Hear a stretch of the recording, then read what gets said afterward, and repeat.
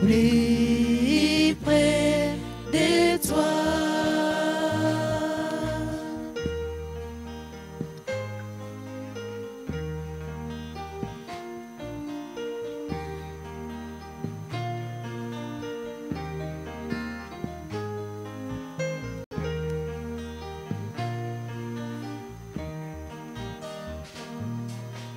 Mon Dieu, de toi, Seigneur, dans près de toi.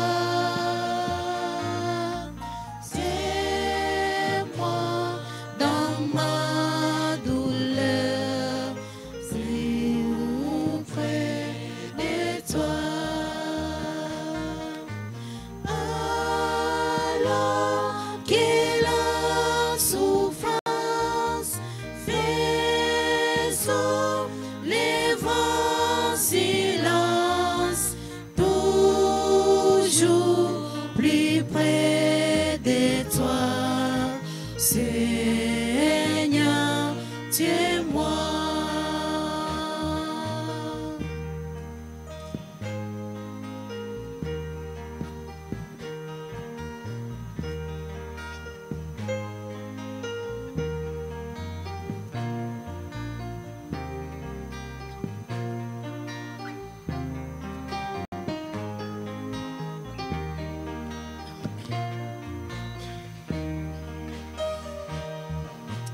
Plus près de toi toujours, plus près de toi.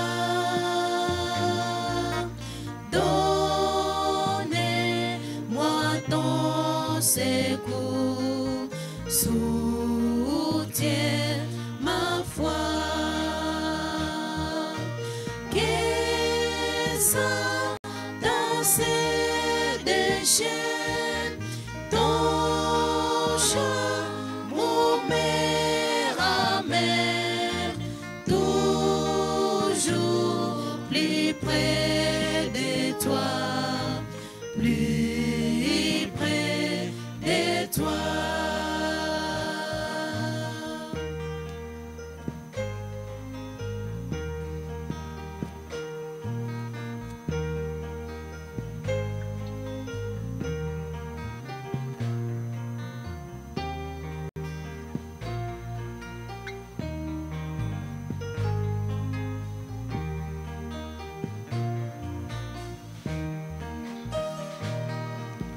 Mon Dieu, plus près de toi, dans les déserts, j'ai vu plus près de toi, ton ciel ouvert.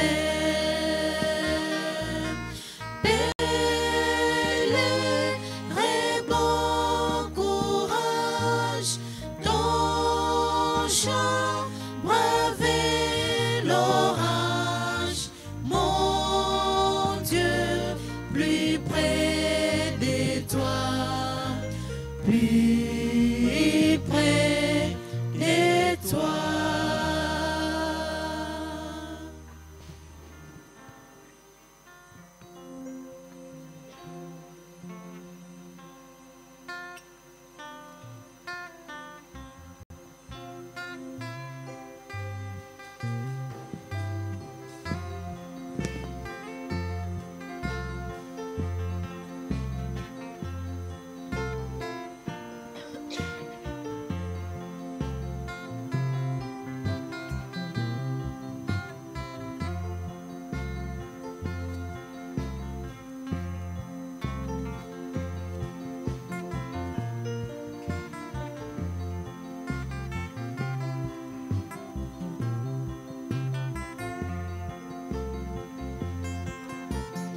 Nani aweza kuniweka huru?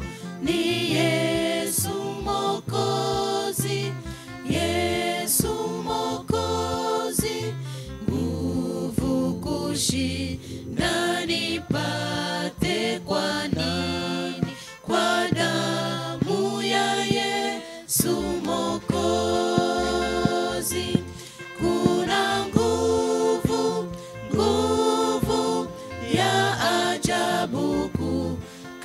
kati damu ya Mwokozi kuna nguvu, nguvu ya ajabu kati damu yake Yesu.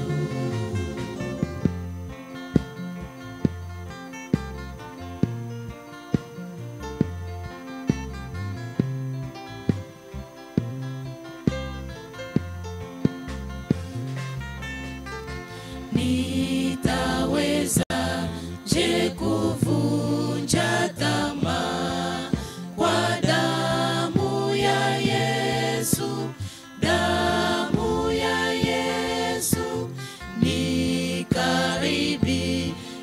kisima cha hai, kisima cha damu ya Yesu.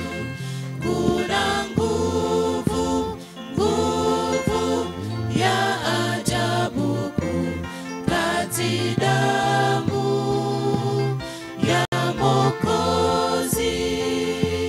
Kuna nguvu, nguvu ya ajabu kati damu yake Yesu.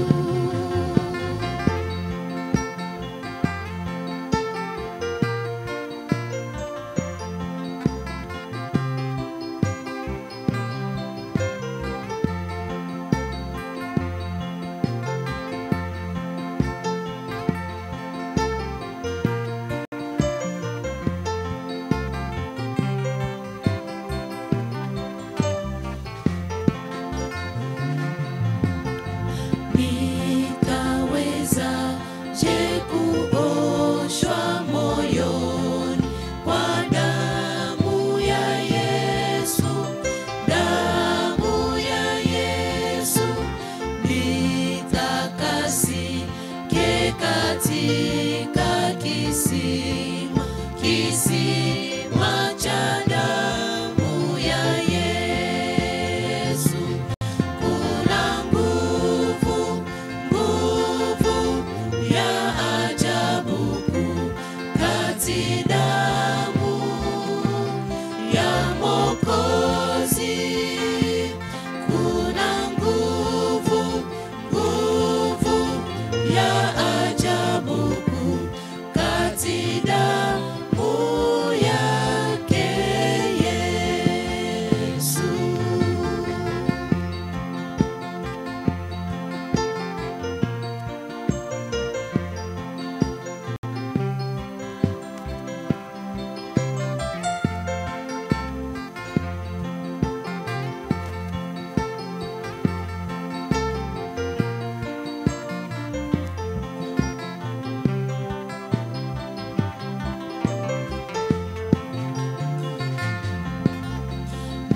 Nitaweza je kutenda vizuri kwa nguvu ya Yesu, nguvu ya Yesu.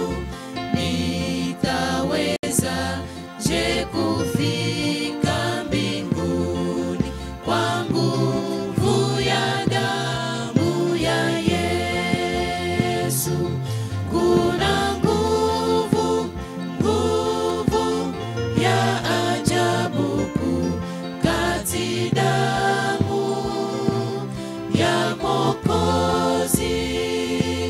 Kuna nguvu, nguvu ya ajabu kati damu yake Yesu.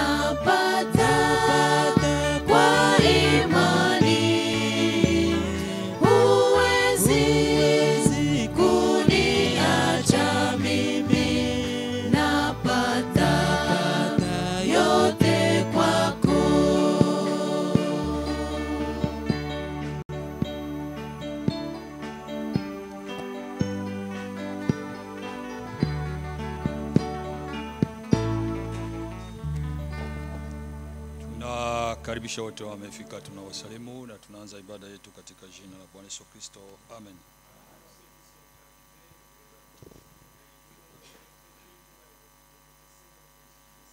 Tunaanza na wimbo 237 katika Chant des Aigles. Je vais trouver en Jésus l'ami qui est toute chose pour moi. Nimepata ndani ya Yesu rafiki ambaye ni kila kitu kwangu.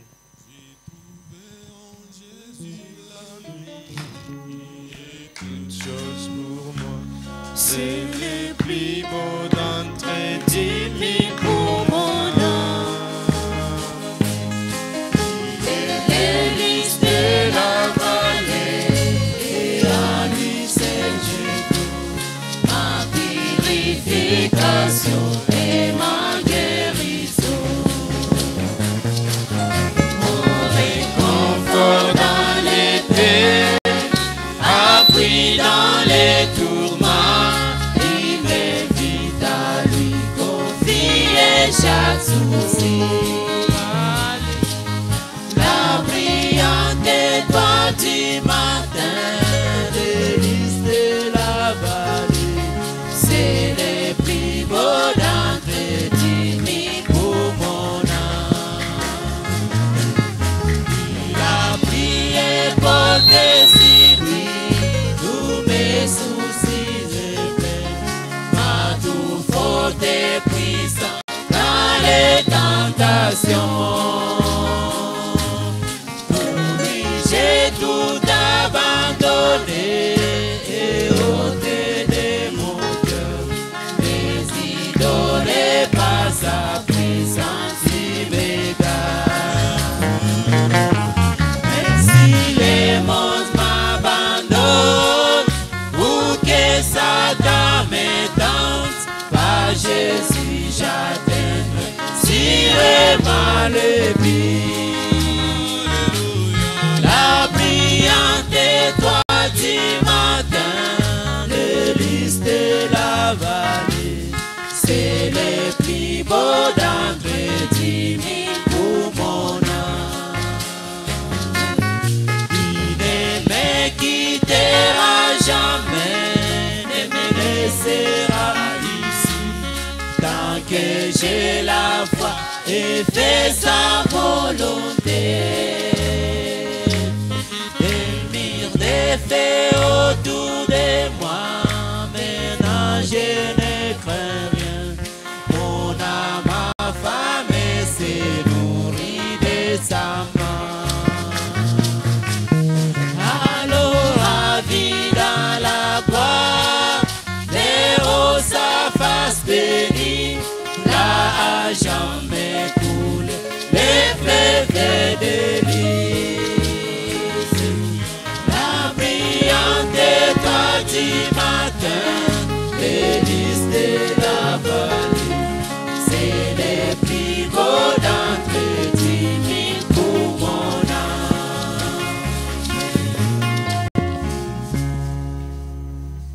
Tutasoma katika Ufunuo. Nous allons lire dans Apocalypse. Tutasoma Ufunuo sura yake ya pili. Nous lisons dans Apocalypse chapitre 2. Tutasoma tangu mstari wa kwanza, tafadhali tangu mstari wa 18. Nous allons lire à partir du 18e verset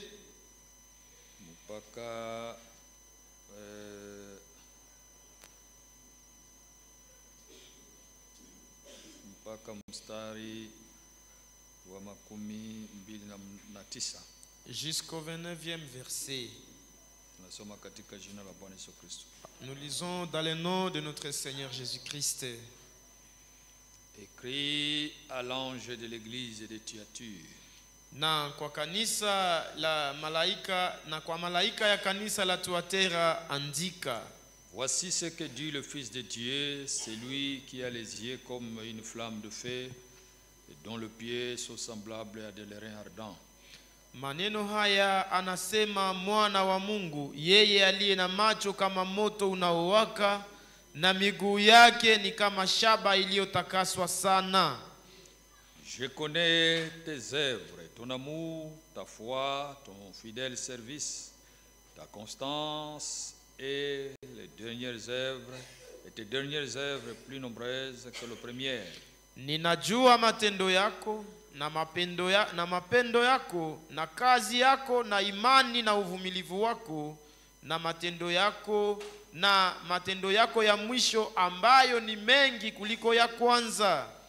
Mais ce que j'ai contre toi, c'est que tu laisses la femme Jézabel qui se dit prophétesse enseigner et séduire mes serviteurs pour qu'ils se livrent à l'impudicité et qu'ils mangent de viande sacrifiée aux idoles. Lakini nina neno juu yako kwa sababu unaacha yule mwanamke Yezebeli, yeye anayejiita nabii, naye anawafundisha na kupoteza watumishi wangu ili wazini na kula vitu vilivyotolewa sadaka kwa sanamu. Je lui ai donné du temps afin qu'elle se repentisse et ne veut pas se repentir de son impudicité. Voici, je vais la jeter sur un lit et envoyer une grande tribulation à ceux qui commettent adultère avec elle, à moins qu'ils ne se repentent de leurs œuvres. Nami nimemupa nafasi kutubu uzini wake, naye hataki kutubu. Tazama, nitamtupa juu ya kitanda, na hawa waliozini pamoja naye wapate mateso makubwa, ila watubu matendo yao. Je ferai mourir de mort ses enfants, et toutes les églises connaîtront que je suis celui qui sonde le rein et le cœur, et je vous rendrai à chacun selon vos œuvres. Nami nitaua watoto wake kwa mauti, na makanisa yote watajua ya kuwa mimi ndiye ninayetafuta viuno na mioyo, nami nitamtupa kila mmoja wenu kwa kadiri ya matendo yenu. À vous, à tous les autres de Thyatire qui ne reçoivent pas cette doctrine et qui n'ont pas connu les profondeurs de Satan, comme il les appelle, je vous dis, je ne mets pas sur vous d'autres fardeaux, seulement ce que vous avez, retenez-les jusqu'à ce que je vienne. Lakini nawaambia ninyi, nao wengine walio katika Tuatera, wasio na mafundisho haya, wasiojua siri za shetani, kama vile wanavyosema, sitaweka juu yenu mzigo mwingine, lakini mulicho nacho shikeni hicho hata nitakapokuja. Celui qui vaincra et qui gardera jusqu'à la fin mes œuvres, je donnerai autorité sur les nations. Il le pètera avec une verge de fer, comme on brise le vase d'argile, ainsi que moi-même j'en ai reçu le pouvoir de mon Père. Et je donnerai l'étoile du matin, et celui qui a des oreilles entende ce que l'Esprit dit aux églises. Amen. Na yeye anayeshinda na kutunza matendo yangu hata mwisho, nitampa mamlaka juu ya mataifa, naye atawatawala kwa fimbo ya chuma, kama vyombo vya mfinyangi vinavyopondwa, kama mimi nilivyopewa kwa Baba yangu. Nami nitamupa nyota ya asubuhi. Yeye aliye na sikio asikie neno Roho analoyaambia makanisa. Amen. Mungu abariki usomi wa maneno haya. Que Dieu bénisse la Kama lecture de ces unahitaji paroles. utainua mkono wako. Si vous avez une Utakumbuka requête, katika vous maombi. avez levé votre main, nous allons nous souvenir de vous dans la Na prière. ndugu Olivier Chiruza anaomba msaada wa maombi kwa Frère Olivier, magonjwa ambayo inamtatiza nyumbani Frère yeye na Olivier. mke wake. Frère Olivier Tirouza demande une aide de prière pour les maladies dont il souffre à la maison, lui et sa femme. Na wewe kama unahitaji utaweza inua mkono wako. Et vous également, si vous avez une requête, vous allez lever votre Na main. hapo tutaomba Mungu. Et là, nous allons prier Dieu. Mungu Baba yetu na Bwana wetu Yesu Kristo, tunaleta shukrani na asante sana kwako kwa baraka kubwa umetubariki tena tangu wakati tumeachana hapa. Umetuchunga vizuri na sasa umetuleta tuje kukuabudu. tuje kukushukuru na kusanti kwa kazi ya ukombozi umetupa. Umeweza kutusikilia huruma, ukatufunua mioyo yetu ili tupate kupokea nuru ya jioni, na unaendelea kufungua masikio yetu ya ndani ili tuendelee kulishwa kwa maana ambayo imefichwa na ambayo sasa imeweza kufunuliwa. Asanti kwa neema ile Mungu.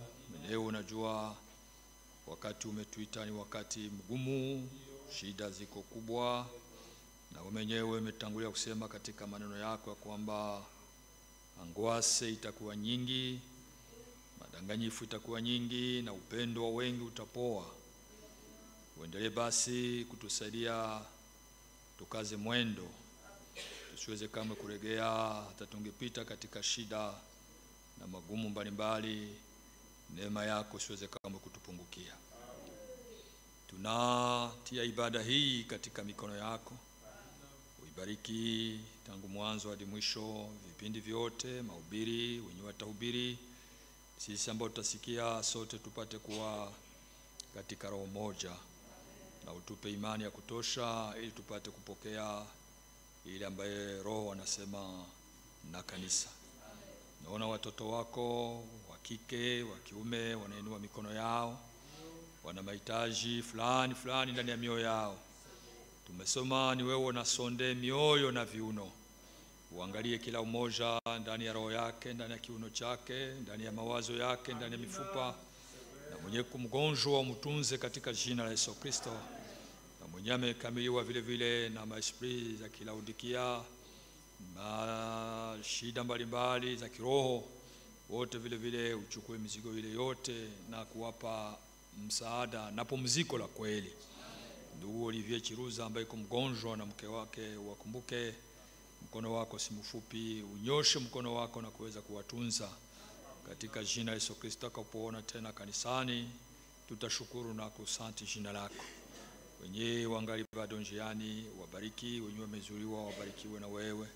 Sote tunahitaji upate kuwa mtu wa zaidi katikati yetu. Asante kwa yote, mjina Yesu Kristo tunaomba, amen. Naweza kukaa. Vous pouvez vous asseoir. Shukrani, je remercie Dieu pour le bienfait qu'il ne cesse de faire pour moi. Ninamshukuru Mungu kwa mema yote ambayo hachoki kunifanyia. Que Dieu vous bénisse. Mungu awabariki. J'ai un cantique pour le louer. Nina wimbo kwa ajili ya kumshukuru. Sœur médiatrice. Ni dada mediatrice. Kama iko hapa anaweza kusimama. Mungu akubariki. Que Dieu vous bénisse. Nous allons regarder si on aura du temps.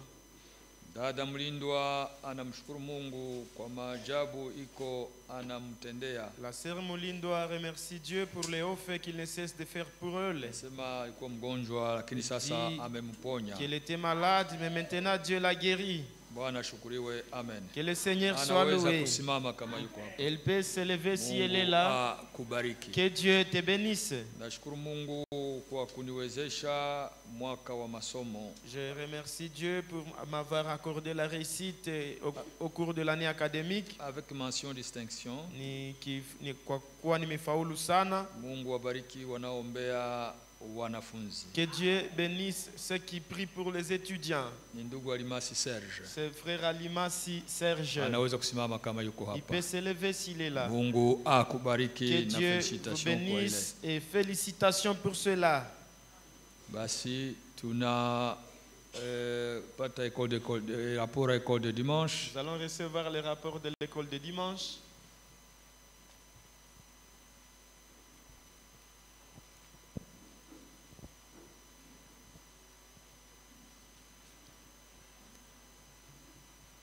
Kwa siku ya leo watoto wali les enfants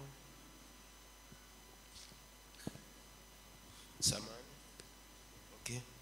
Kwa siku ya leo walifika 134. Les enfants étaient au nombre de Walitoa sadaka 8,900. et ils ont Tulikuwa offert. tukisoma katika Mathayo sura 10 mstari wa 6. Nous lisions dans Matthieu 10 Tukasoma verset 6, Luka 19 mstari wa kwanza hadi wa 10 et dans Luc na 10, Luka 13 mstari wa 10 hadi 17. 3. Tunaendelea na kujifunza Nous continuons de voir notre wale sujet. ule mwana wa Ibrahimu ni mtu gani? Qui est le fils d'Abraham? Ule mwana wa Abrahamu ni ambaye Mungu alijua kabla kuweka msingi ya dunia. C'est celui qui a été connu Tunaonyesha par watoto Dieu namna dès avant gani la fondation du monde. Yesu watu wengi walikuwa Nous wanamfuata, avons montré aux enfants lakini mwa comment wale wote kulikuwa wale ambao walijua kabla kuweka msingi ya dunia, na kuko wenye walikuwa wanamfuata tu kwa kufuata, na wale wenye walijua kabla kuweka msingi ya dunia, wana wa Ibrahimu, ni wale ambao walimtambua.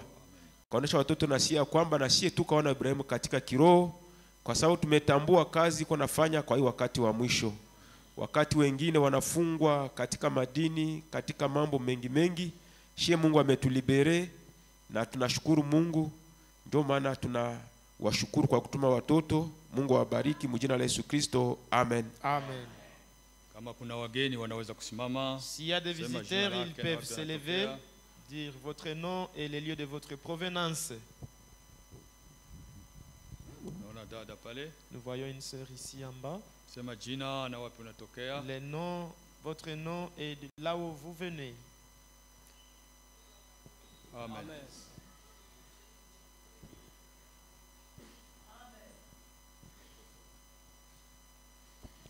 Mungu awabariki. Amen.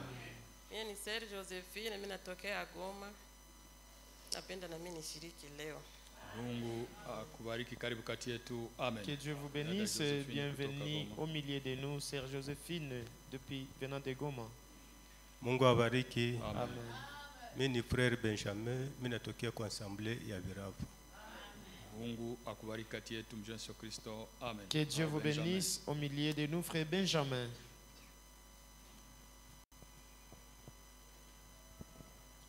Mungu awabariki. Amen. Mimi ni ndugu yenu Paulo kutoka kwa Asamblea Katasomo. Ndugu Paulo kutoka Asamblea ya Karasomo, unakaribishwa kati yetu mjini Yesu Kristo. Amen. Amen. Iko mhubiri wa neno la Mungu huko. C'est un serviteur de la parole de Dieu là-bas au niveau de Katasomo à Calais. Amen. Amen.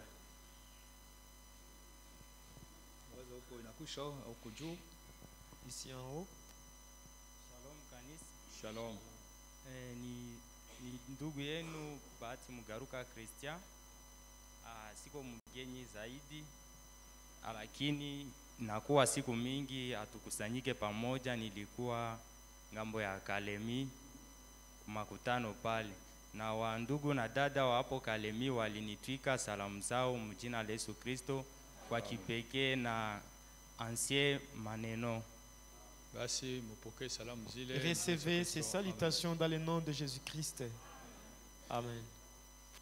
Shalom. Shalom. Na mimi ni ndugu Leonard natokea Goma. Mungu awabariki. Amen. Ndugu Bernard kutoka Goma. Frère Karibu kati Léonard yetu. depuis Amen. Goma, que Dieu vous bénisse. Dada mediatrice anaweza kuimba. La sœur médiatrice peut maintenant chanter.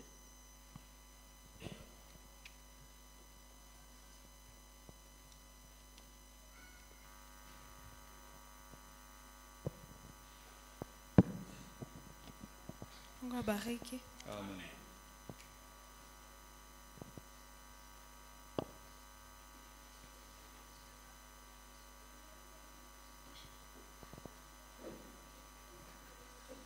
Ninajua rafiki mwema anitunza sana kila siku, ayaponya majeraha na machozi ayafuta.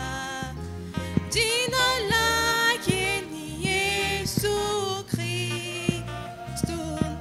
Najua rafiki mwema, na yeye ajane manikiomba asikia, afariji nikilia. Ni yeye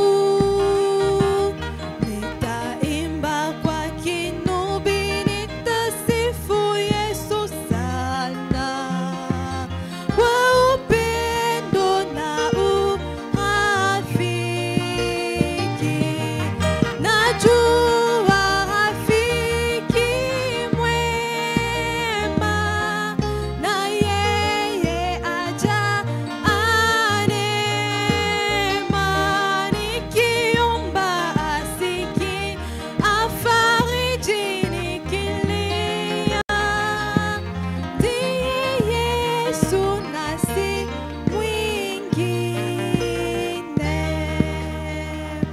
Mungu abariki. Kubariki Que kama Dieu vile te bénisse. leo ni siku ya weekend, en fait ni premier weekend ya mwezi. Comme aujourd'hui c'est le premier week-end du Sema mois, tunafuata mahubiri ya kutoka nous Krefeld. suivons la prédication depuis Krefeld. Lakini mbele ya ile Mais avant tutapata cela, mahubiri hapa na ndugu nous allons Shindano. suivre la prédication avec Frère Shindano. Donc ni kusema wakuongoza nyimbo wanaweza C'est-à-dire kukaribia. que les conducteurs des cantiques peuvent s'approcher. Kisha et après ndugu anaweza kuja kuhubiri. et les frères vont venir prêcher et après cela tunaweza kutoa sadaka. nous allons Donc, offrir nos offrandes kisha hiyo et tutaweza après kusikia cela nous allons mahubiri suivre la kutoka prédication Krefeld. depuis Krefeld. Ndugu wakuongoza nyimbo wanaweza Les conducteurs des cantiques peuvent s'approcher. Et la prédication depuis Krefeld va commencer à 11h.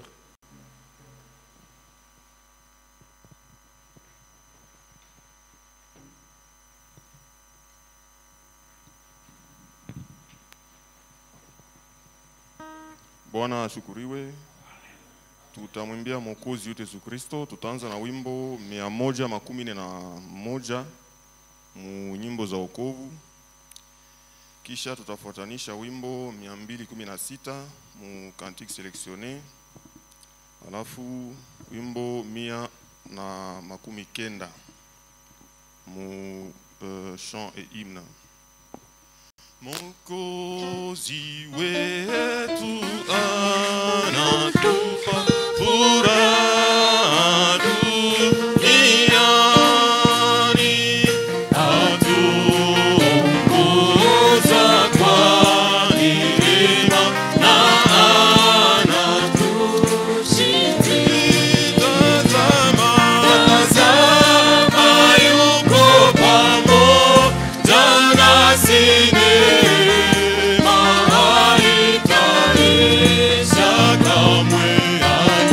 Kamwe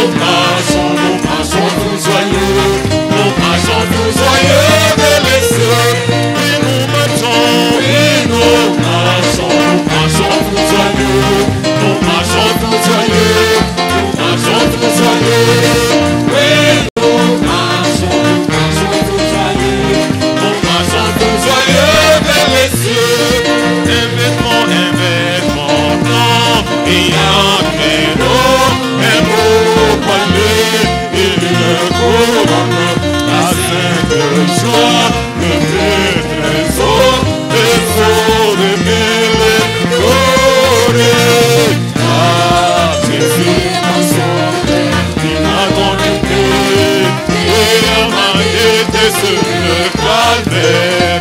Il m'a dans son grand amour sauvé du péché. J'ai dans sa sainte lumière. Et nous marchons tout joyeux. Nous marchons tout joyeux. Nous marchons tout joyeux. Et nous marchons tout joyeux. Nous marchons tout joyeux. Msalaba ule nimeuona ukisimikwa mlimani, kila mwanadamu akiuona asamehewe. Oh, zamani kulisimikwa msalaba ule ukitundikwa juu yake nyoka ya shaba. Oh, yeye aliyeuona akaponyeshwa, yeye asiyeuona. Oh, zamani kulisimikwa msalaba ule ukitundikwa juu yake nyoka ya shaba. Oh, yeye aliyeuona akaponyeshwa, yeye asiyeuona. Oh, Bwana kaanguka tena kasimama, asiuache msalaba.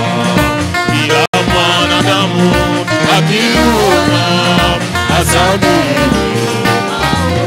Oh, zamani kulisimikwa msalaba ule ukitundikwa juu yake nyoka ya shaba. Oh, yeye aliyeuona akaponyeshwa, yeye asiyeuona. Oh, zamani kulisimikwa msalaba ule ukitundikwa juu yake nyoka ya shaba. Yeye aliyeuona akaponyeshwa, yeye asiyeuona. Oh, makuhani wote walimcheka na kumwambia asiogope, makusudi yao nadharauliwe na watu wote. Oh, zamani kulisimikwa msalaba ule ukitundikwa juu yake nyoka ya shaba. Oh, yeye aliyeuona akaponyeshwa, yeye asiyeuona. Oh, zamani kulisimikwa msalaba ule ukitundikwa juu yake nyoka ya shaba. Oh, yeye aliyeuona akaponyeshwa, yeye asiyeuona.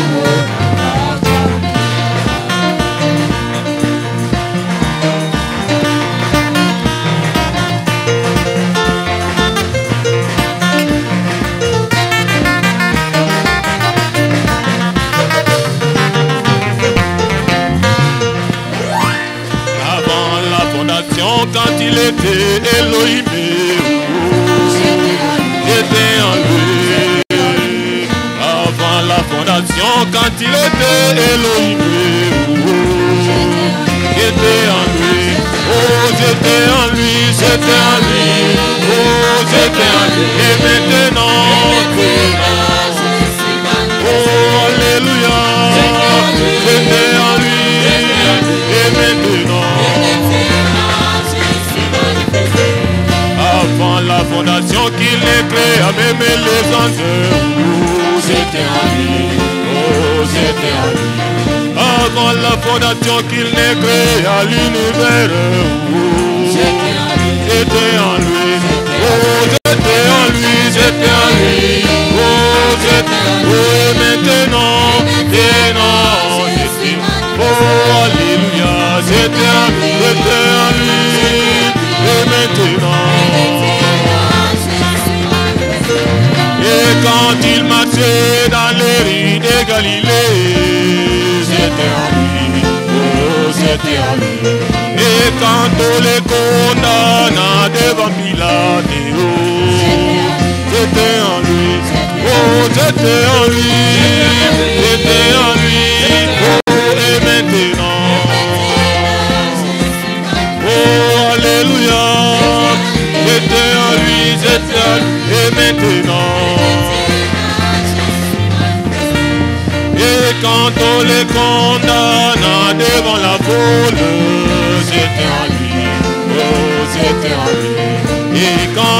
Jésus-Christ suffit sur la croix. J'étais en lui. Oh, c'est pour cela je ne serai plus condamné. Oh, j'étais en lui. Oh, j'étais en lui, j'étais en lui, j'étais en lui. Oh, et maintenant, oh, alléluia, j'étais en lui. Et maintenant, oh, alléluia, j'étais en lui. Et maintenant, oh, alléluia, j'étais en lui. Et maintenant, je suis manifesté.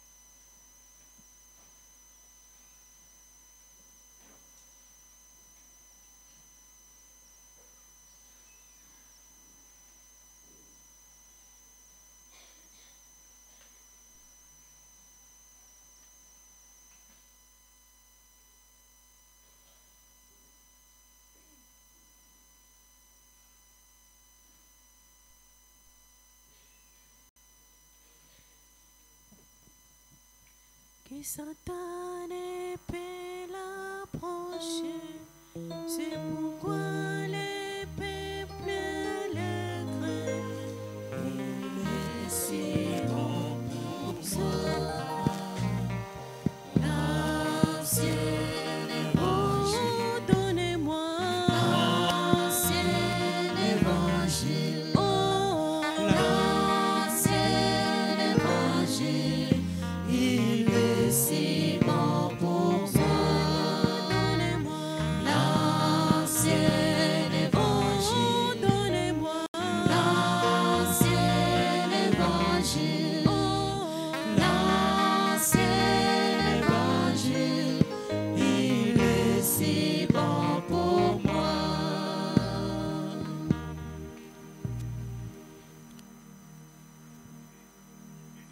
Mungu awabariki. Debout. Tunaweza hapo hapo kusimama. Notre temps est limité. Wakati wetu ni mfupi. Nous allons relire encore dans Genèse chapitre 15. Tutasoma tena katika Mwanzo sura ya 15. Commençons verset 13. Tutaanzia mstari wa 13. Et l'Éternel dit à Abraham, Bwana akamwambia Abrahamu, sache que tes descendants seront étrangers dans un pays qui ne sera point à eux. Jua kabisa ya kwamba uzao wako utakuwa mgeni kwa nchi isiyokuwa yao. Ils y seront asservis et on les opprimera pendant 400 ans. Na watawatumikia watu wale, nao watawatesa miaka 400. Mais je jugerai la nation à laquelle ils seront asservis. Et ils sortiront ensuite avec de grandes richesses. Na vile vile nitahukumu taifa watakao watumikia, na nyuma watatoka na mali nyingi sana. Toi tu iras en paix vers tes pères. Lakini wewe utakwenda kwa baba zako kwa salama. Tu seras enterré après une heureuse vieillesse. Utazikwa mwenye uzee wema. À la 4e génération, ils reviendront ici. Car l'iniquité des Amoréens n'est pas encore à son comble. Na kizazi cha 4 watarudi hapa tena kwa sababu uovu wa Mwamori haujatimia bado. Que Dieu bénisse sa parole. Mungu alibariki neno lake. Veuillez recevoir les salutations de frère Josué Bachinyaga qui est en Belgique. Iwapendeze kuzipokea salamu za ndugu Josué Bachinyaga mwenye iko huko Ubeljiji. A chargé de saluer l'église au nom de Jésus-Christ. Naye alinitwika niweze kusalimia kanisa katika jina la Yesu Kristo. Il y a aussi un frère Dada de Kinshasa. Kuna vile vile ndugu dada wa pale Kinshasa. Et d'autres frères qui vous ont salué. Na wandugu wengi wale waliowasalimia. Recevez les salutations au nom de Basi mupokee hizo salamu katika jina la Yesu Kristo. Sans plus tarder. Na bila tena kukawa. Nous venons de lire la parole de Dieu. Tumetoka kulisoma neno la Mungu. Concernant les promesses de Dieu à Abraham. Kuhusu ahadi za Mungu alizompatia Abrahamu. Abraham n'avait pas encore un enfant. Abrahamu alikuwa hajakuwa na mtoto bado. Et nous avons vu que Dieu lui parle d'une descendance. Na tunaona kama Mungu anamwaidia uzao qui ira dans un pays étranger. Utakao kwenda katika nchi ya kigeni. Et qui seront asservis. Na ambao watawatumikia. Et où ils seront opprimés pendant 400 ans. Na huko watateswa muda wa miaka 400. Quand une parole sort de la bouche de Dieu, wakati neno tu linatoka katika kinywa cha Mungu, c'est une graine de vérité. Ni mbegu ya kweli. Une véritable graine de vérité. Ni mbegu ya kweli kweli. Donc c'est une vérité divine. Ni ukweli ama uhakika wa kiungu. Rien ne peut l'anéantir. Hakuna kitu ambacho kinaweza kutuma lisitimilike. Abraham était là. Abraham alikuwa pale. On lui parle d'un pays. Yeye anaambiwa kuhusu nchi. Il ne l'a pas vu. Naye hakuona hiyo nchi. Il n'a pas su c'est quel pays. Na hakujua ni nchi gani ile. Dieu lui a dit seulement ils iront dans un pays étranger. Alimwambia tu eti watakwenda katika nchi ya kigeni. Il l'a pas vu. Dieu lui a dit tu vas mourir. Akasema utakufa. D'une vieillesse heureuse. Utakufa ukiwa na uzee mzuri sana wa heri. Mais moi j'accomplirai ma parole. Lakini mimi nitatimizaka neno langu. Alléluia. Amina. Par la suite il a eu un fils. Na kisha baadaye akamzaa mwana. Son fils Isaac. Mwana wake Isaka. Isaac non plus n'a pas vu ce pays. Isaka naye vile vile hakuwezaka kuona hiyo nchi ya ahadi. Mais Dieu avait déjà parlé. Lakini Mungu yeye alikuwa alishasema. Et quand Dieu parle, na wakati Mungu anaposema, la Bible nous dit ceci. Biblia inatuambia hivi. Dans Isaïe 55. Katika Isaya 55. Ayez confiance en Dieu. Muweze kumtumainia Mungu. Quand il dit une chose, wakati anasema neno, elle peut tarder, inaweza kukawa, mais elle s'accomplira. Lakini kweli kweli litatimia. Nous lisons dans Isaïe 55. Tunasoma katika Isaya 55, Biblia inasema hivi. Au verset 11. Kumstari wa 11. Ainsi en est-il de ma parole qui sort de ma bouche. Ndivyo litakavyokuwa neno langu linalotoka katika kinywa changu. Elle ne retourne point à moi sans effet. Halitarudi bure, lakini litafanya linalonipendeza. Sans avoir exécuté ma volonté. Na litasitawi. Et accompli mes desseins. Bila kutimiza mapenzi yangu na mipango yangu. Amen. Lorsque la parole sort de la bouche de Dieu, wakati neno linatoka katika kinywa cha Mungu, c'est fini. Basi elle peut tarder, linaweza mais elle s'exécutera. Lakini litatimilika. Elle aura ses effets. Nalo litafanya kazi yake. Ayez confiance en Dieu. Muweze kumtumainia Mungu. Amina. Abraham n'a pas vu ce pays-là. Abrahamu hakuonaka hiyo nchi. Il n'a pas vu toute sa disons tous ses descendants. Naye hakuona huo ukoo wake. Son fils Isaac. Lakini yeye alionaka tu kijana wake Isaka. Il savait que par Isaac, alikuwa anajua kwa njia ya Isaka, Dieu va accomplir sa parole. Mungu atalitimizaka neno lake. Il y a une autre écriture qui nous dit ceci dans Nombre. Andiko linatuambia hivi katika Hesabu. Nombre 23. Hesabu 23. Nous pouvons lire ça aussi. Na lile vile vile tunaweza tukalisoma. 23 verset 19. Hesabu 23. Dieu n'est point un homme pour mentir. Mungu si mtu ili aseme uongo. Ni un fils d'un homme pour se repentir. Wala mwana wa mtu ili ajute. Ce qu'il a dit, ne le fera-t-il pas? Je hata kifanya? Ce qu'il a déclaré, au ambacho amekinena, ne l'exécutera-t-il pas? Je hata kitimiza? Amen. Dieu n'est pas un homme pour mentir. Mungu si mtu ili aweze kusema uongo. Amina. Toute parole qui sort de la bouche de Dieu, Neno lolote linalotoka katika kinywa cha Mungu c'est une graine de vérité. ni mbegu ya ukweli. C'est plein de vérité. Nayo lalo limejaa kweli. Alléluia. Amen. Nous pouvons lire aussi Tunaweza tena tukasome Esaïe 14. Isaya 14. Esaïe 14. Isaya sura 14. Et nous lisons son verset 27. Tunasoma mstari wake wa 27.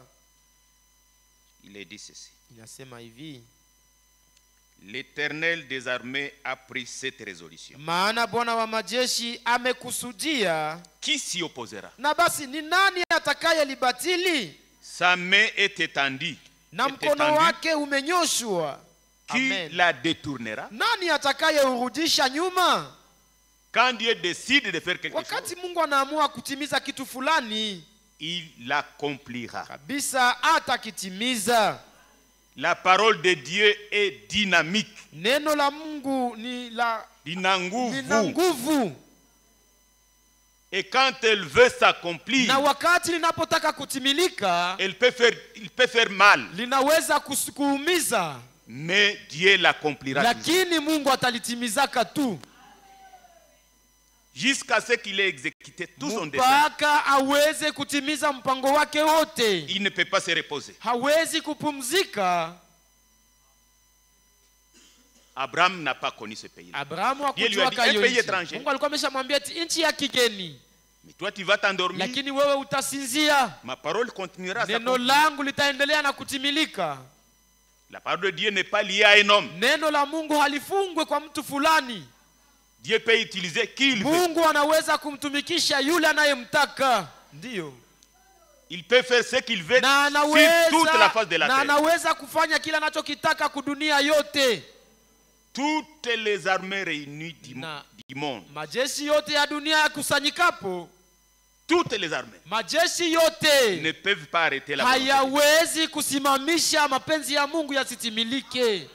Toutes les bombes atomiques qu'on sort, mabomu zote zinazotolewa, les commandos et les paracommandos, majemadari na makamandi ne wote peuvent pas arrêter la volonté. Hawawezi kuzuiza mapenzi ya Mungu kutimilika. Les grandes puissances, na huo uwezo mkubwa, la Russie, l'Amérique, Urusi na Marekani, et tous les autres réunis, na wengine wote wakikusanyika pamoja ne peuvent pas arrêter la volonté. Hawawezi kusimamisha mapenzi ya Mungu yasitimilike.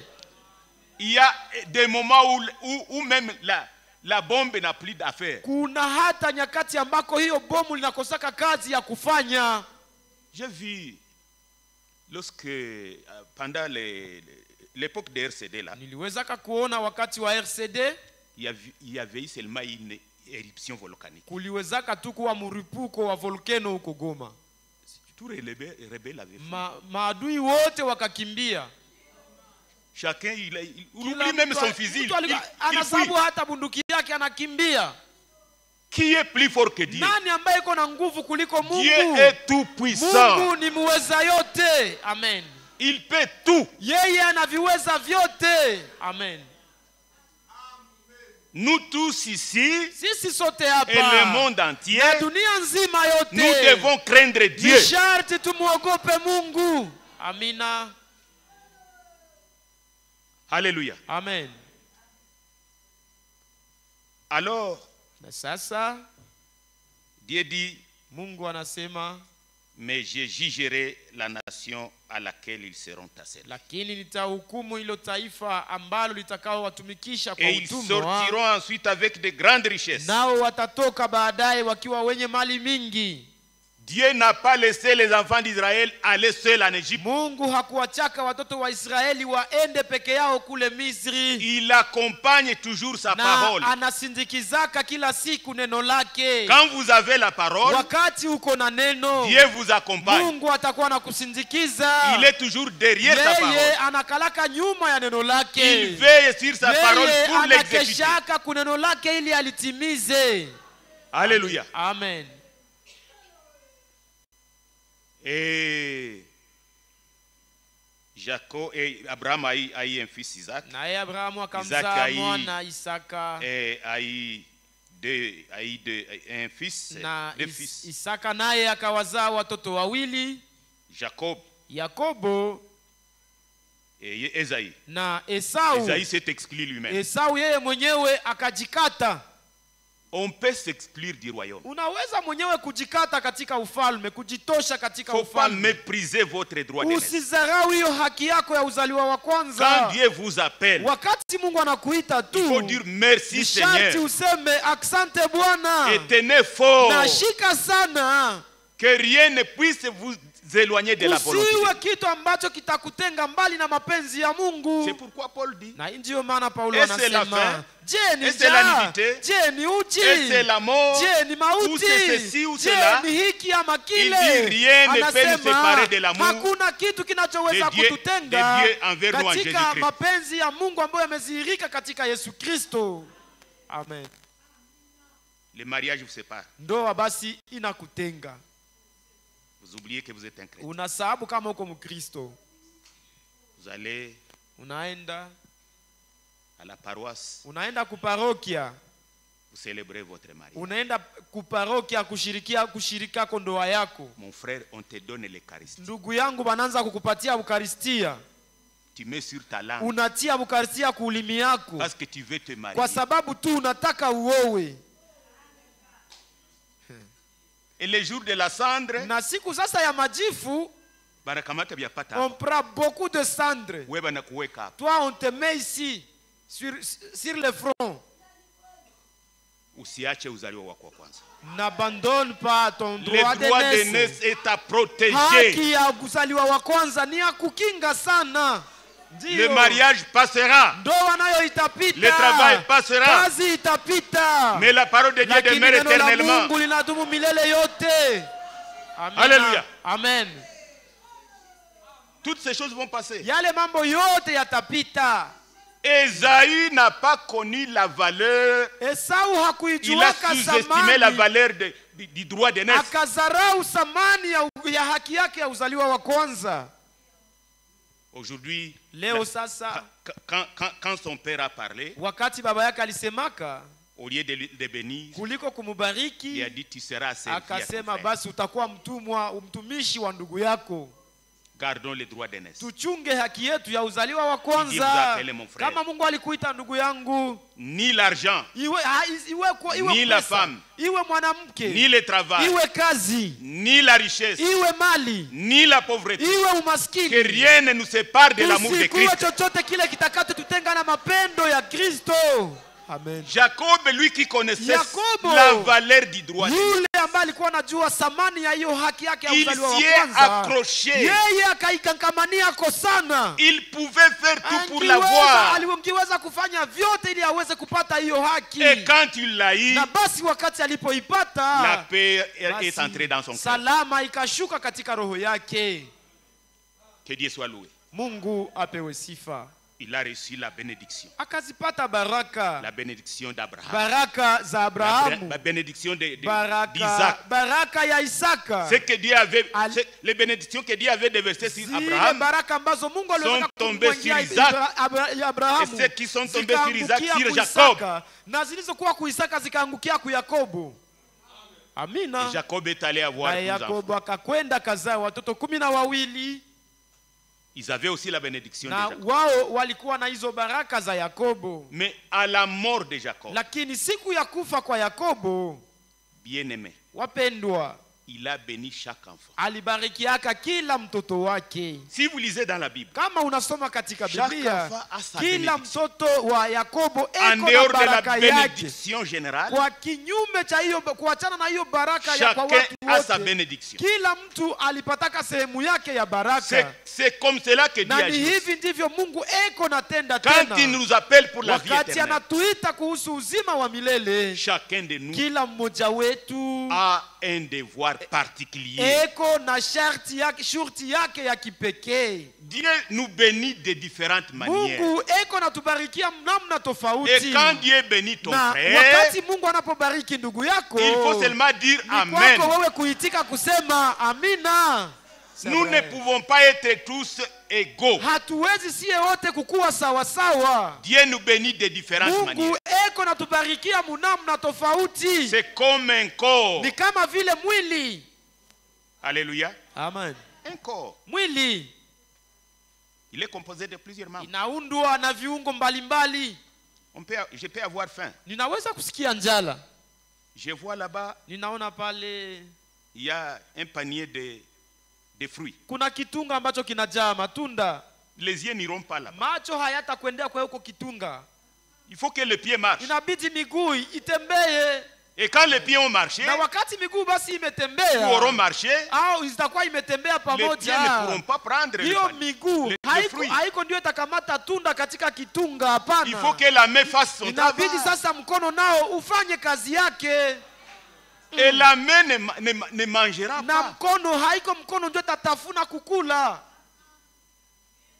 C'est la bouche qui va manger. Ni kinywa ndicho kitakula sasa. Chacun fait son travail. Kila mtu anafanya kazi yake. Que notre Dieu nous bénisse. Mungu wetu atubariki. Amina. Mais quand nous nous jalousons les uns les autres, wakati tunasikiliana wivu wa moja kwa wengine, nous ne comprenons rien. Hapo hatujaelewa lolote. Nous avons besoin les uns des autres. Tunahitajiana wa moja kwa wengine. C'est vrai. C'est vrai. Que Dieu nous aide. Mungu atusaidie. Je peux arriver à côté du panier là. Ninaweza kufika hapo pembeni ya hicho kitunga ambamo mko. Si la main refuse. Kama basi mkono inakataa kukamata tunda moja mwa hiyo kitunga. J'essaie de mettre ma bouche. Mimi najaribu kuchomeka mo kinywa changu. changu. Le panier a une profondeur. Kitunga kiko kabisa na shimo. La tête va se bloquer quelque part. Basi kichwa kutafikia wakati kinabana nafasi fulani mwa ile kitunga. Mais la main peut toucher là-bas. Lakini mkono wao inaweza kukusa mle kitunga. Na inaniletea hiyo tunda. Et je vais manger. Na mimi nakula. Et tout le corps va se sentir mieux. Mwili wote utajisikia una nguvu. Alléluia. Amen. Quand Jacob a béni ses enfants. Na wakati Yakobo alipobariki watoto wake, chaque enfant, kila mtoto alipataka baraka yake ya kipekee kuyeye. Kila mtoto baraka yake ya kipekee. Lisez la Bible. Someni Biblia. Amen. Amina. Alors, na sasa, ces enfants-là, hao watoto, nous avons vu comment ils ont eu la jalousie. Tuliona namna gani waliweza kupanda vis-à-vis de leur kuwa na chuki juu ya ndugu yao Joseph, Yusufu, qu'ils ont vendu en Égypte. Ambao waliweza kumuuzisha kule Misri. Joseph est allé là-bas. Yusufu akakwenda kule Misri. Ne comprenait pas. Alikuwa haelewi. Pourquoi il est haï par ses frères? Hakukuwa naelewa kwa nini amechukiliwa na ndugu zake na namna gani anaweza kupelekwa akuwe mtumwa. Mais quand Dieu veut accomplir la parole, wakati Mungu anataka kutimiza neno lake, linaweza kukuumiza. Mais tout concourt au bien de ceux qui aiment Dieu. Yote ni mema kwa wale wanaompenda Mungu. Même quand il est allé en prison, hata wakati alipoingia gerezani, ilikuwa ni kwa faida yake. Il y a beaucoup de choses qui peuvent vous arriver dans la vie. Mengi ambayo anaweza kukufikia katika maisha. Vous ne savez pas ce que Dieu est en train de faire. Lakini hautajua ambacho Mungu eko na kipanga. Mais c'est l'architecte, c'est Dieu lui-même. Mjengaji ni Mungu mwenyewe. C'est lui qui connaît ce qu'il est en train de faire. Yeye anayejua kile eko nafanya. Amen. Amen.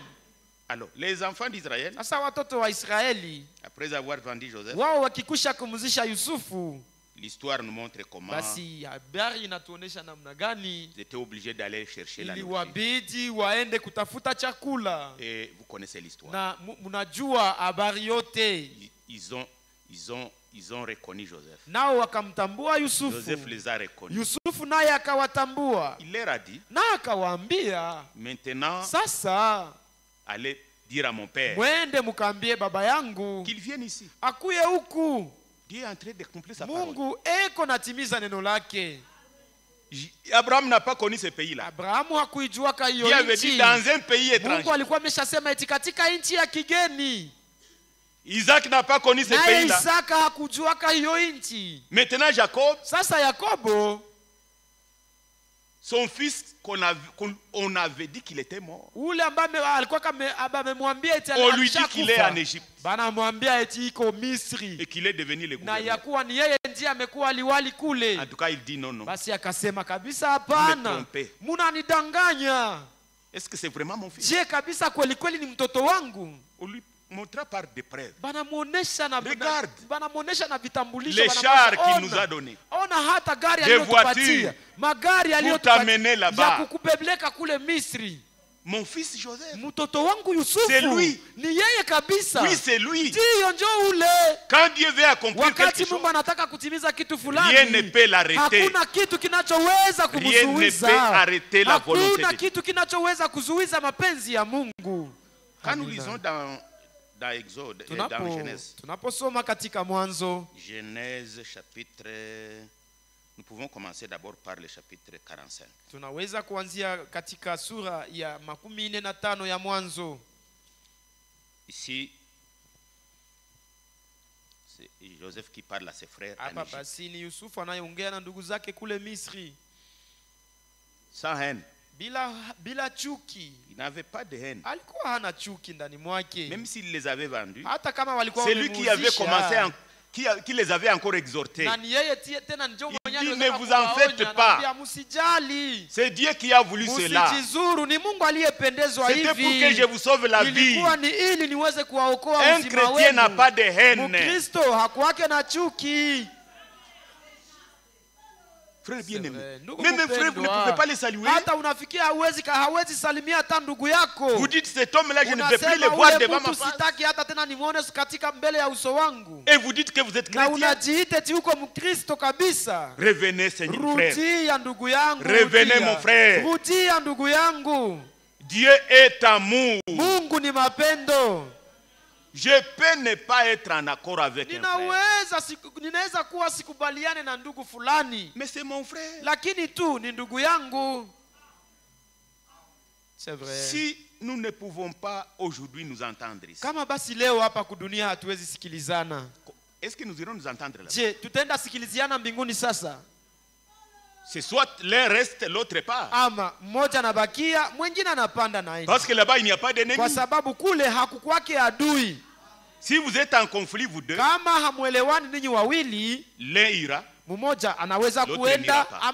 Parce que si vous allez vous tous deux, au ciel, il n'y a pas de boxe. Au ciel, ce sont des embrassements. Bien-aimé, que Dieu bénisse. Bien-aimé, que Dieu vous bénisse. Là-bas au ciel. C'est vrai. Que Dieu nous vienne en aide. Il leur dit, ne vous en faites pas. Ce qui est arrivé, c'est Dieu qui l'a voulu. Tout concourt vient de ce qui aime bien. Si, imaginez-vous si vous ne m'aviez pas vendu. Qu'est-ce que vous seriez aujourd'hui? Vous alliez mourir de faim. Mais maintenant, moi, je suis devenu gouverneur. C'est vrai. Ce que vous avez fait là, c'était dans la volonté de Dieu. Il a dit, moi j'ai ma régie. Alléluia. Amen. Alors il leur dit, allez chercher papa. Verset 24 de 45. Puis il congédia ses frères qui partirent. Et il leur dit, na akawaambia, ne vous querellez pas en chemin. Musigombane njiani. C'est vrai. Oh, toi tu as fait cela, toi tu as fait cela. Ne vous querellez pas en chemin. Musigombanie munjia. Frères, ne nous querellons pas en chemin.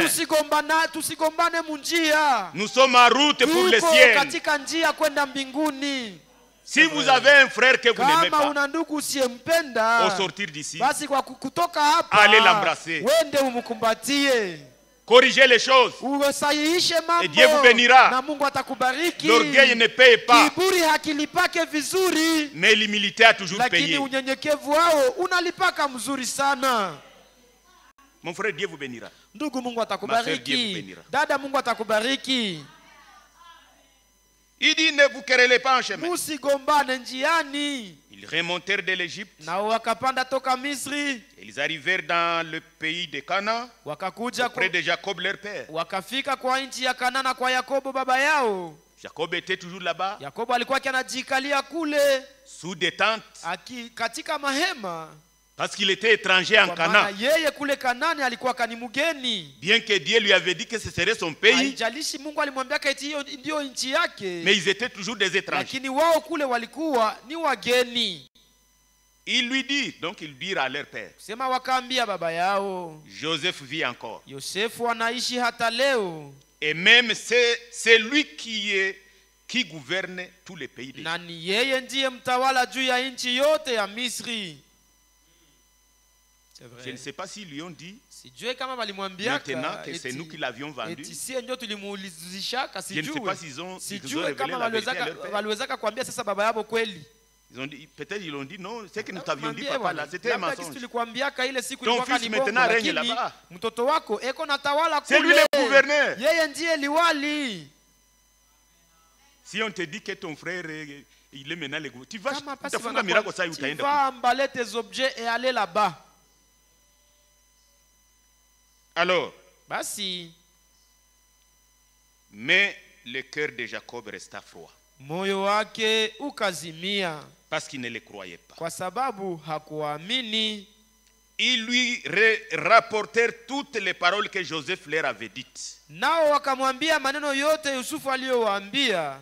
Il vit les chars que Joseph avait envoyés pour les transporter. Na wakati alipoona magari Yosefu aliyotuma kumubeba, c'est alors que l'esprit de Jacob, leur père, se ranima. Basi roho ya Yakobo baba yao ikarudia. Alléluia. Amen. Se ranima. Et Israël dit, nayo Israeli akasema, c'est assez. Mfa. Joseph mon fils vit encore. Yosefu mwana wangu angali hai. Alléluia. J'irai. Nitakwenda.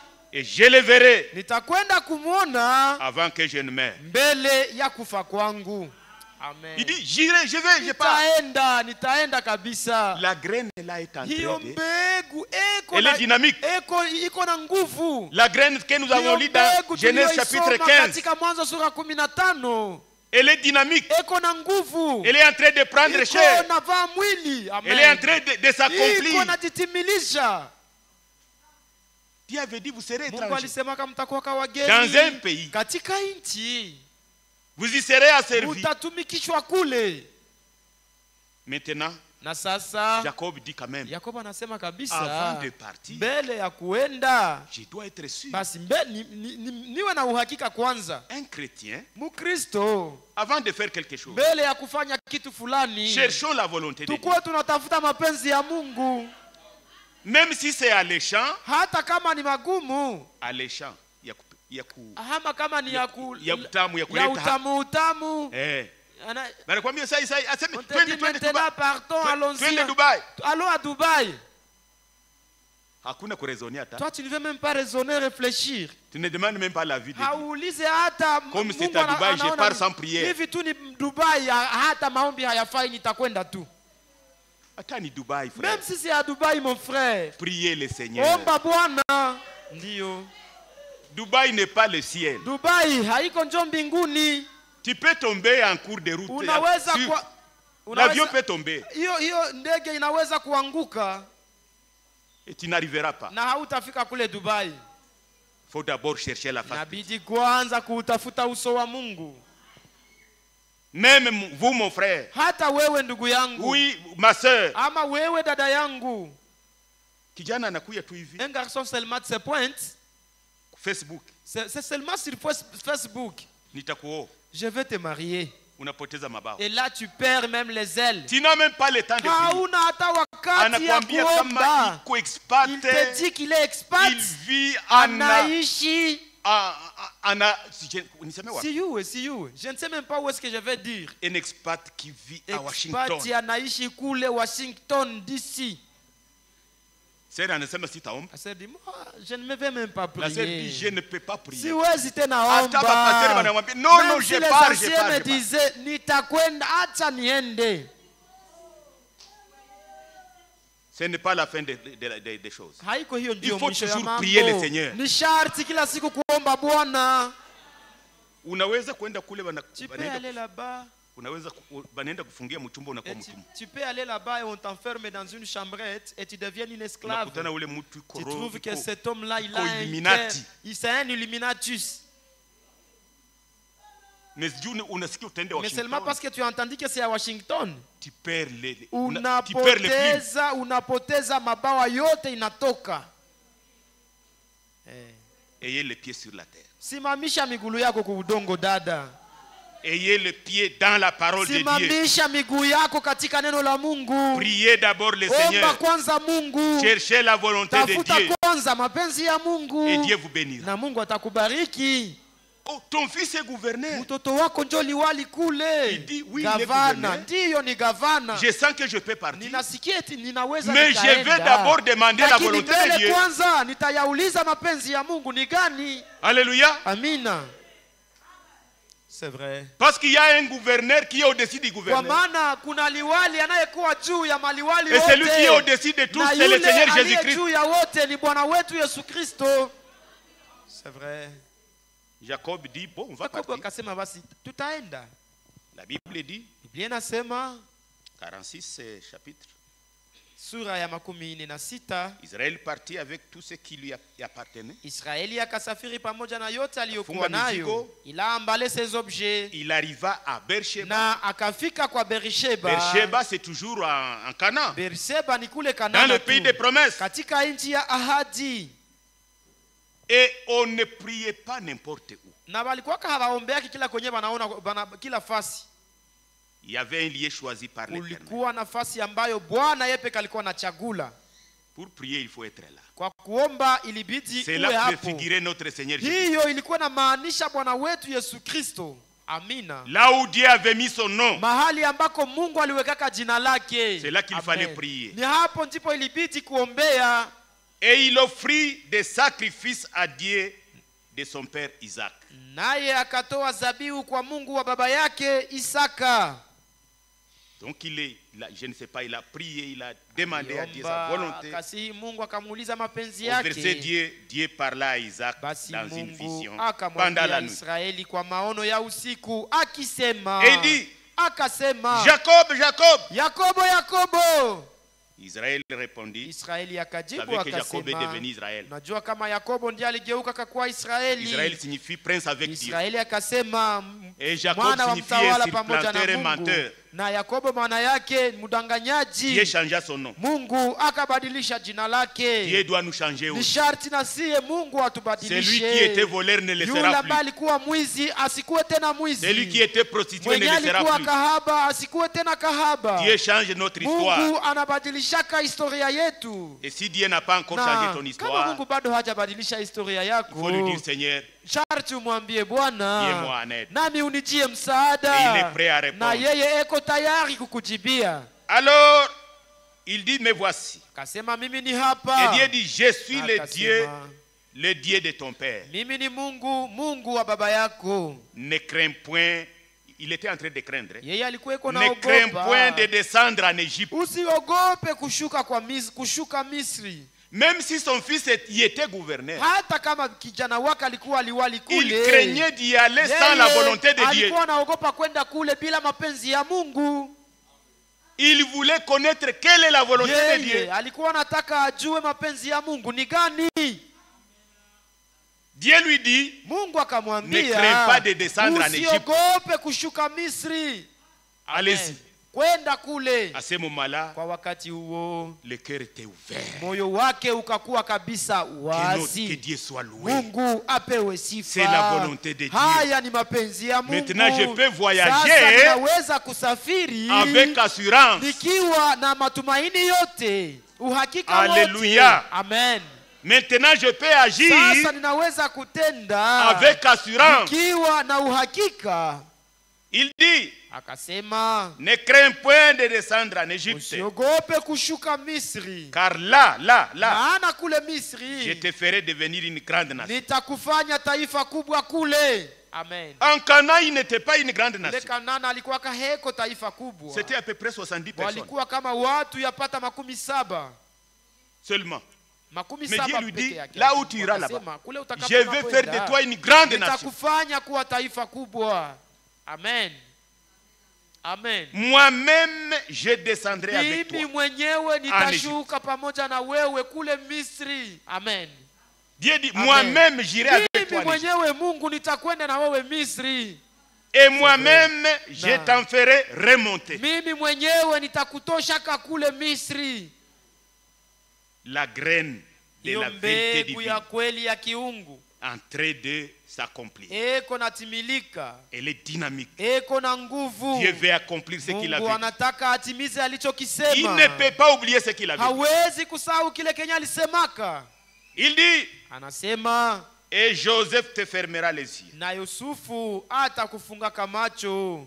Jacob quitta Beersheba. Yakobo akaondoka kwa Beersheba. Et les fils d'Israël mirent Jacob leur père avec leurs enfants et leurs femmes sur les chars que Pharaon avait envoyés pour les transporter. Wana wa Israeli wakabeba Yakobo baba yao na watoto wao na wake wao ndani ya magari Farao aliyotuma kumubeba. Dieu a mis tout la logistique en place. Mungu akatayarisha vitu vyote akaviweka tayari kwa ajili ya safari. Rien ne leur avait manqué. Hakuna kitu ambacho walikosaka. Allez, montez là-bas, vous là-bas, montez là-bas, nous allons voyager. Nous devons jouir des faveurs de notre Dieu. Un transport envoyé par Dieu lui-même. Magari ambayo Mungu mwenyewe ameyatuma. Allez, montez, montez, montez. Les enfants, les femmes, les filles, les garçons, tous. Allez. Vijana, nyinyi wote mupande. Oh, quelle gloire. Oh, ni utukufu gani. Dieu accomplit toujours sa parole. Anatimizaka neno lake kila siku. Quand Dieu vous donne une promesse, Mungu anakupatia ahadi, ayez foi en Dieu. Uwe na imani ndani ya Mungu. Il s'en occupe, il prend soin. Anashughulika. Jacob monte, Yakobo mupande wanapanda. Il quitta Beersheba. Na akatoka Beersheba. Là où il avait prié. We pale kwenye aliombeaka. La Bible dit. Biblia inasema. Ils prirent aussi leurs troupeaux. Na wakakamata vile vile. Et les biens qu'ils avaient acquis dans le pays de Canaan. Wakatoa nyama zao na mali zao walizozipata katika nchi ya Kanana. Et Jacob se rendit en Égypte avec toute sa famille. Wakakuja kwa Misri Yakobo na uzao wake wote pamoja na yeye. La parole que Dieu avait dite à Abraham. Neno ambalo Mungu aliliambiaka Abraham. Beaucoup des années avant. Mingi imeshapita zamani kabisa. Cette parole qui restait comme dormante. Neno ilikuwa kama vile inasinzia inalala. Elle s'est réveillée. Basi ikaamuka. Amina. Que Dieu soit loué. Mungu apewe sifa. Quand Dieu veut accomplir sa parole. Wakati Mungu anataka kutimiza neno lake. Rien ne peut l'arrêter. Hakuna kitu kinachoweza kulisimamisha. Rien ne peut arrêter Dieu mon frère. Hakuna kitu kinachoweza kuzuia Rien ne peut arrêter Dieu ma sœur. Hakuna kitu kinachoweza kusimamisha Mungu dada yangu. Ayez foi en Dieu. Kuwa na imani ndani ya Mungu. Yakobo sur son char, yeye kwa hiyo gari yake, il s'est dit je vais en Égypte. Ninaenda Misri. Lui-même peut-être ne comprenait yeye pas mwenyewe encore. alikuwa hajaelewa labda bado. Mais Dieu ici lui avait dit, Mungu hapa alikuwa ameshamwambia, moi-même je descendrai avec toi. Mimi mwenyewe nitaenda na wewe kule Misri. Et moi-même je t'en ferai remonter. Mimi mwenyewe nitakutoshaka kule Misri. Amina. Alléluia. Amen. Moi-même. Mimi mwenyewe. Moi, Dieu, je te ferai. Mungu, mimi mwenyewe. Je vais avec toi et je rentre avec toi. Na nitarudia pamoja na wewe. Amen. Quelle assurance. Ni uhakika gani huo? Il amena avec lui en Égypte ses fils et les fils de ses fils, ses filles et les filles de ses fils, et toute sa famille. Akapeleka wanawake na wana wa wanawake pamoja naye, binti zake na binti za wanawake, uzao wake wote akaleta pamoja naye kule Misri.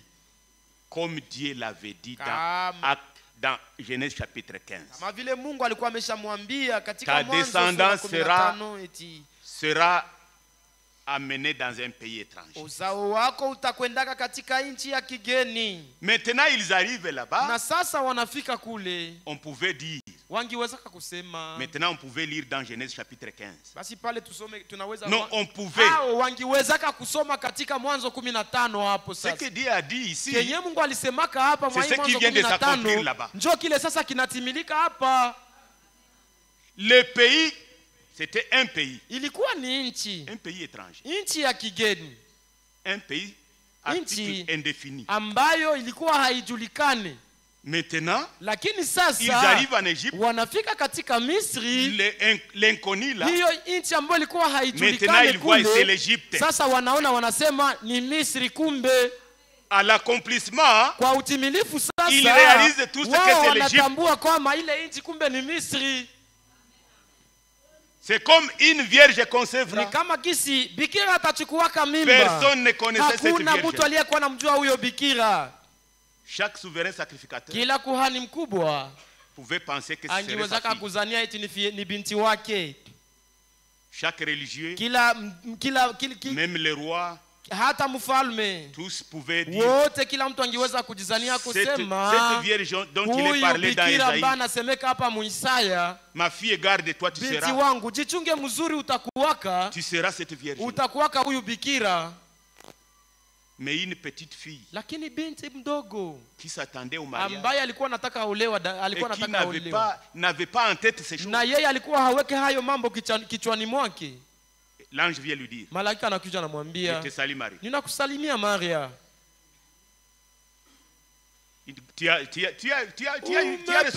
umepewa neema ya Mungu. Amen. Alléluia. Amen. Tu vas enfanter un fils. Basi utazaa mwana. Comment cela se pourra-t-il? Basi je, itawezekana? Je ne connais pas point d'homme. Sijawahi kulala na mwanaume. Il y avait plusieurs vierges en Kulikuwa Israël. mabikira wengi katika Israeli. Plusieurs vierges. Mabikira walikuwa wengi sana. Mais Marie, lakini Maria reçut la grâce de Dieu. yeye akaipokea neema ya Mungu.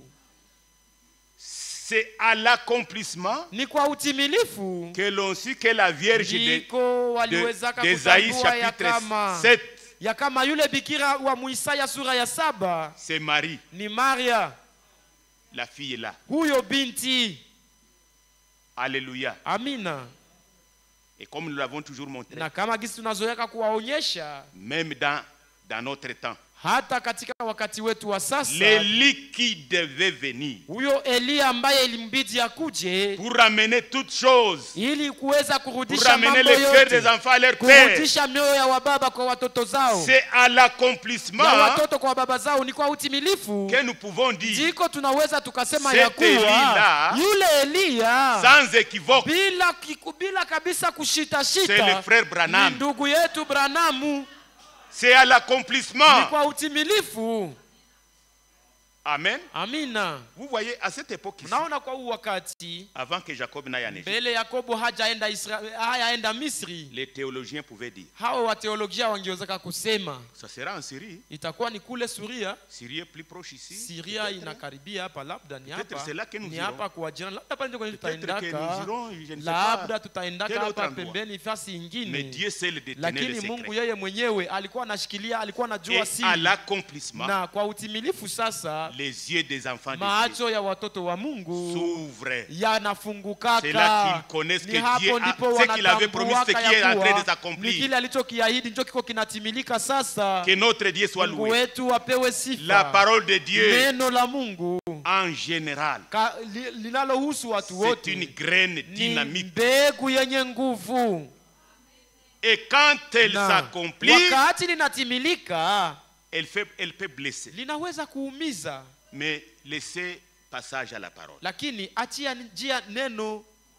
Faut jamais barrer la parole. Usianze kuizuiza, kuizuiza. Parce que si tu oses barrer la route, kwa maana ukijaribu tu kuizuiza isipite, c'est comme un bulldozer. Kuifungia njia ni kama vile gari kubwa, bulldozer. On sait bulldozer là où tu dois te dire non, ça tu vas pas passer. Ça va t'écraser. Caterpillar kama nafika watu wanakimbia. Quand ça passe, les gens s'enfuient.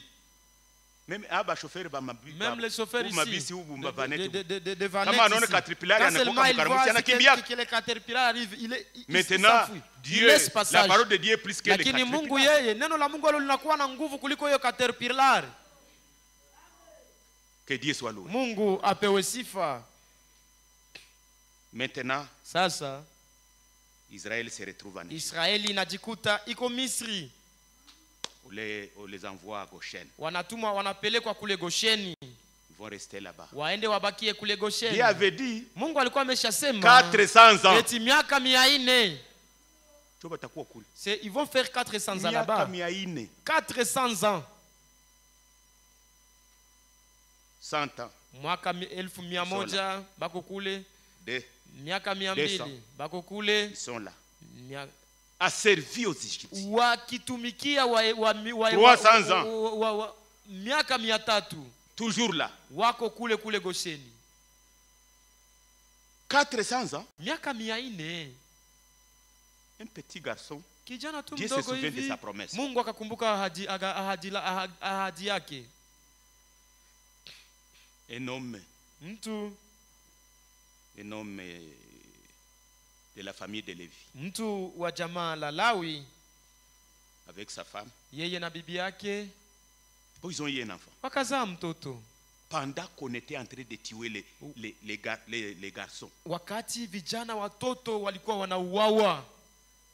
Parce que les Juifs, les Égyptiens, c'est kwa maana wa Misri walikuwa wameshakuambiana plus nombreux que nous. Hawa watu wamekuwa wengi kutupita sisi. Imaginez-vous, ils sont venus à 70. Sasa walikujaka watu 17. Mais ils deviennent plus nombreux que les Égyptiens même. Wengi kushinda hata wa Israël. Pourquoi?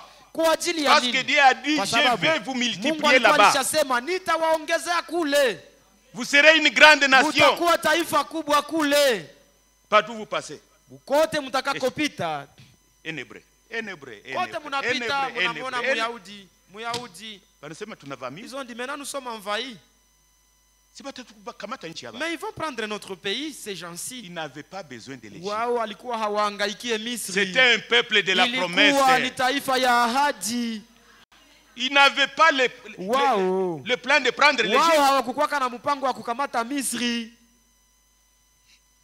Alors, sasa les pharaons de l'époque. Farao yeye wakati il n'avait pas connu Joseph. Yeye hakumjua ka Yusufu. Joseph c'était un bienfaiteur. Yusufu alikuwa mtenda mema. Il avait sauvé l'Égypte. Yeye aliweza kukomboa Misri. Il n'avait pas connu l'Égypte. Na yeye hakujuana naka na Yusufu. Serrer les enfants d'Israël. Akaanza kukaza kamba ya watoto wa Israeli, kuwakazia kamba. C'est Dieu qui voulait aussi wanyonga. Ni Mungu ndiye alikuwa anataka vile vile accomplir sa parole. Kulitimiza neno lake. Tout concourt au bien de ceux qui aiment Dieu. Ni mema kwa wale wanaompenda Mungu. Que Dieu vous bénisse. Mungu awabariki. Au nom de Jésus-Christ. Katika jina la Bwana wetu Yesu Kristo. Mais il fallait qu'ils soient sauvés de là. Na ilibidi waweze kuokolewa toka kule. Et leur salut est venu par ce qu'on appelle la Pâque. Wokovu wao ulikuja kwa njia ya kile kinachoitwa Pasaka. Et la Pâque, l'ancienne Pâque, Pasaka ya zamani ya kale, c'est la Sainte Seine d'aujourd'hui. Meza ya Bwana kwa leo. Jésus est notre Pâque. Yesu ndiye Pasaka yetu. Que Dieu vous bénisse au nom de Jésus-Christ. Mungu awabariki katika jina la Yesu Kristo. Amen. Amen.